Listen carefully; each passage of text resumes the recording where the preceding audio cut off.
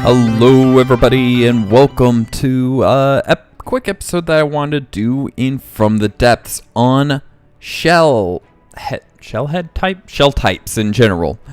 Now I will cover the primary 5 and the other 3 main ones that you could use, but these primary 5 are the ones that you're probably going to be looking at. Now, let's get started into the kinetic heads.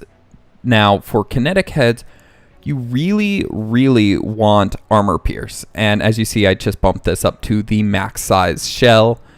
And what you really want to do with armor piercing shells is make sure you have a sabot head. And be aware, let me get this onto the side. Be aware that if you look at stuff like speed modifier and more importantly, armor pierce modifier affects the nose most. Basically, this value goes down the further back it is. So for AP rounds, you really want all of your sabots up in front and all of your solid warheads towards the back. If you have a shell long enough, a bleeder base doesn't hurt. It actually helps out quite a bit.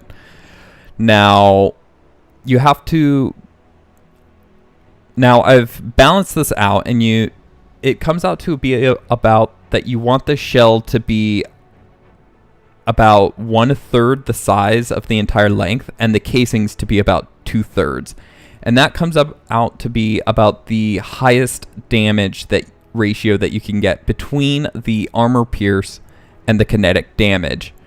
Any more than that, the damage starts going down. Any less than that, damage starts going down because you don't have as much behind your shells in general.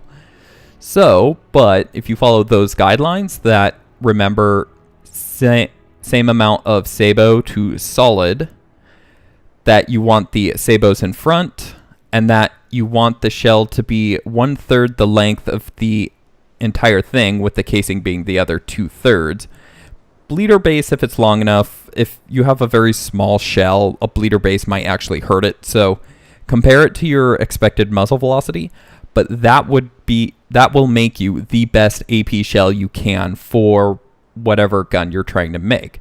Moving on to explosive, really it's simple enough. Bigger is better. The more HE warheads you have, the better it's going to be. There's no argument here, but I did want to cover the concept real quick that if you look at the description, pay attention to parts that have a maximum length, because you can add them together to get yourself a couple more shell parts in the same length, because this is technically, if you count them, 1, 2, 3, 4, 5, 6, 7, 8 long, but it only requires a 7-meter shell rack because these can only be so big, meaning that I could actually add another 2 on the front to add even more HE warheads or gunpowder casings if I want a very fast explosive round. Now, AP explosive. Now, here's where it gets kind of interesting. Oh yeah, and with the explosive, you do want fuses because they won't explode half the time. Anyways, onto the AP explosive. You're going to want a composite head because this is the highest AP shell head that doesn't... Like the other one, what was it? The AP capped isn't as good as the composite head. You're going to want the composite head for an AP explosive. Maybe a solid shell warhead just behind, because remember that speed modifier. Don't put any sabots because, again, sets explosive damage to 25%. You don't want that. So just maybe one solid warhead. This is all to get your armor pierce as high as you can. But also you want these shell lengths to be very small compared to the casings, because you need to maintain your speed. If you can't maintain that speed, your armor pierce is going to go down and you're just going to cancel out the entire effect. So AP explosive are usually shorter shells with only a couple HE warheads and a composite head. Maybe a solid warhead body, maybe a bleeder base if your shell is long enough, but you need this speed to remain high to keep your armor pierce value high. And these shells can be actually quite effective if done right. I didn't test it against all the targets, but as you can see in the background, I have quite a bit that I can test with between layered and air gapped. And so it actually did better than some explosive rounds, depending on if you need that penetration or not. Explosive rounds, great for just blasting big holes. AP rounds, great for getting into a craft and blasting holes. So depending on what you need, if it's a smaller craft, you could probably just use explosive and just blow it apart. While if it's a massive vessel, maybe the AP explosive just to get that armor wall opened up. Now, going into the next round, which will be the heat round. Now, this is the true definition of penetration. That, as you can see in my, I have a video up right now, yeah, obviously, that if you look at it, the armor pieces behind, or the blocks behind the block that's getting hit, are getting damaged the most. And that's because the concept of this is that it's shape charged in real life is where it has a cone in the head filled with copper, of which when it explodes, it expels all of that copper into the armor, essentially making a piercing round from an explosive round. So you want to make sure that you have HE warheads all set to this side if you really want that penetration. Now, you're going to have to remember, you're going to have to balance the head a little bit to ensure that your penetration is high enough to get through whatever armor you want, but at the same time, you get the number of particles you want. And this round is really, really good at stripping the inside of a craft, because again, as you see in the video right there, it can destroy blocks behind the one it's hitting before the one it's hitting gets destroyed. So heat rounds are very good for stripping the inside of any craft of all of its vital components. But you need to get through that armor, which you're going to have to make sure that your heat penetration is high enough, which you're going to have to balance out at about the penetration divided by the square root of the armor class. Now, they don't give a good demonstration of which 4 is the armor pierce and which 4 is the armor class. It is the square root that is the armor class. So if I max this out, this will get through stacked armor like crazy, but will only send out about 26 particles, which isn't a lot of damage. So here, looking at my notes, seeing what I have.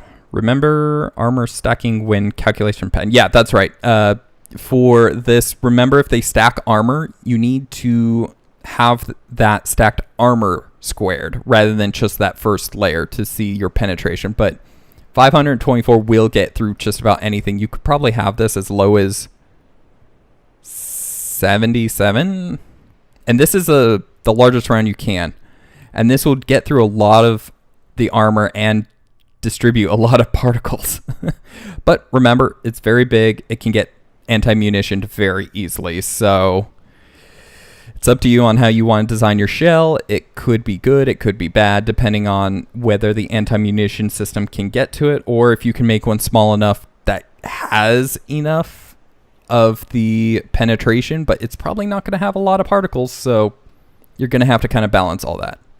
Moving on to the Hesh, which I want to point out right here, spalling. What does spalling mean? Because that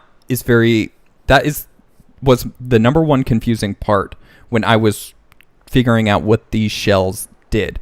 Now, heat shells throw off or Hesh shells throw off particles too, but it's based on this concept of spalling. Spalling means to break or fragment. So take a rock, you smash it with a sledgehammer, that is spalling.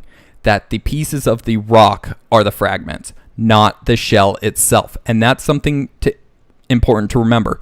This heat penetration, these particles, if I can speak, are the copper that you're discharging into the armor, not the armor itself. Hesh, these particles are the armor itself breaking off. That's why Hesh is amazing against very low armor things, because they break very easily. The quicker you break the object, the more particles that come off, spraying particulates everywhere. So the concept really to remember is that spalling breaks the blocks, or creates particles based off of the block breaking. So heavy armor doesn't break very easily, so Hesh isn't very good against that. And though it can throw particulates through the armor completely, it doesn't do a very good job of it. Not to mention, the Hesh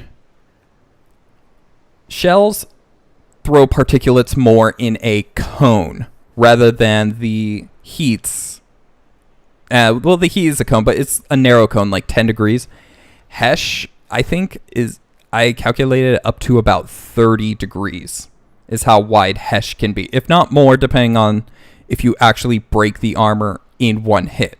If you break the armor in one hit, the cone is like a flak where particles can go in literally every direction.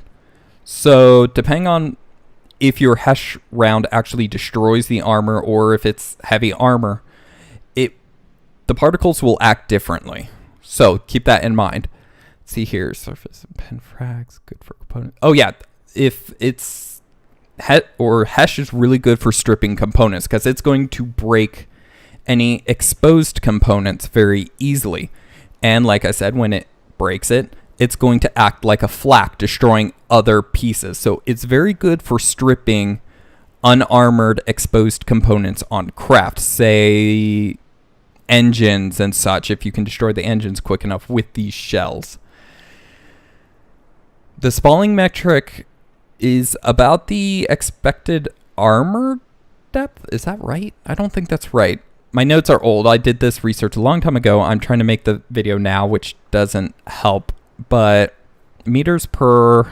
That's right. Okay, yeah, that's right. So this means it could go through 238-ish armor class, which if it's stacked heavy armor is about 7 deep with the biggest shell. So you're not going to get, and that's just the particle count, it's not going to actually break the initial armor. It's not going to break any of the armor. It's just going to throw particles through all of those armor pieces into the inside. But that's not where this round shines. So though you can get through a lot of heavy armor with very big shells, you're going to want heat for that, not Hesh. Hesh is going to be particularly for stripping surface items off. Let's see here, fewer particles versus heavier. Yep, I was just explaining that. Thump damage scales with spalling, so no need to consider. Yep, you just set the HE warheads to max just to get as much of that damage at sweet damage as possible, because a lot of your damage is going to come from this thump to try to break the block because you don't have any armor pen. So this thump damage is really important. So all of your HE heads set to max and whatnot. But that's about it for those. Now, I do want to talk about a couple other shell heads. The EMP, I tested it. It's not very effective under any circumstances, and I think it's because there's a bug. It does not spread like normal EMP. I shot the heavy class armor right there with the largest EMP round I could, and it only destroyed the block it hit, meaning that the EMP does not spread like, say, a EMP missile.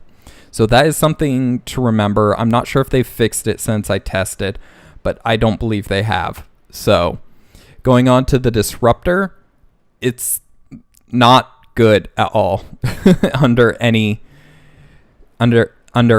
most conditions. It's great against weak shields, but it's bad against strong shields. But the problem there is if it's great against weak shields, well, so are a lot of other rounds, you know.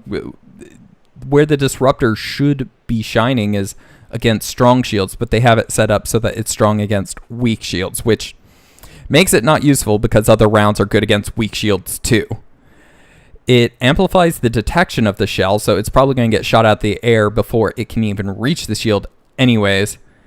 So all in all, it's a poor Shellhead. The Disruptor just does not do anything good for you. Going on to the Flak, it's weak. Just, you're not going to want to use it for any actual ship-to-ship combat, but it's great for ammunition or just small weak targets with a lot of exposed munitions. So kind of like Hesh, but Flak. Flak has a bigger radius than Hesh can make. Hesh has to hit the target to create any of its fragments. So if it's a very small target with a lot of exposed stuff, probably Flak. If it's a larger target with exposed stuff, probably Hesh. But all in all, Flak is better for anti-munitions or just inaccurate guns for stripping external components that aren't armored.